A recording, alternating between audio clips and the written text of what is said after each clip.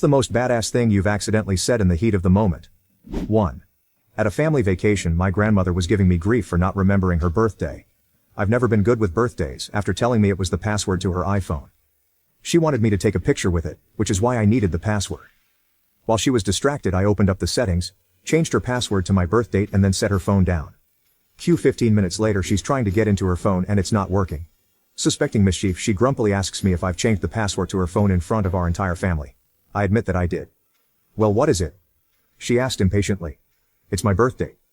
She sat there in stunned silence for about 15 seconds, not being able to remember my birthday before our family exploded laughing.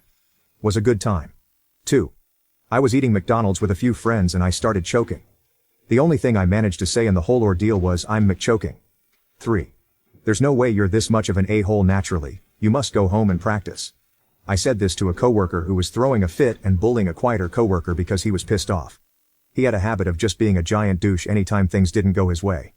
This comment pissed him off so much he just stormed into his office and stayed there the rest of the day. A win for the rest of us. 4. We had an overly dramatic neighbor who always claimed she was sick and dying.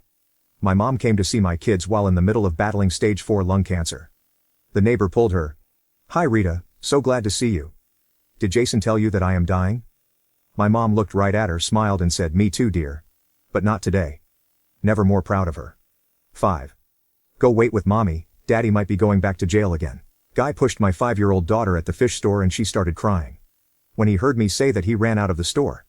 I've never been to jail before. 6. About 25 years ago I was in grade 9 and my parents bought me a pair of Air Max. I'm a female, but I had picked a pair of Air Max that were supposed to be for males because I preferred the color of the shoes. I was super pumped to get those shoes. We didn't have lots of money and it was a pretty extravagant purchase. Anyway, I was at our local shopping center and I ran into a group of guys I went to high school with.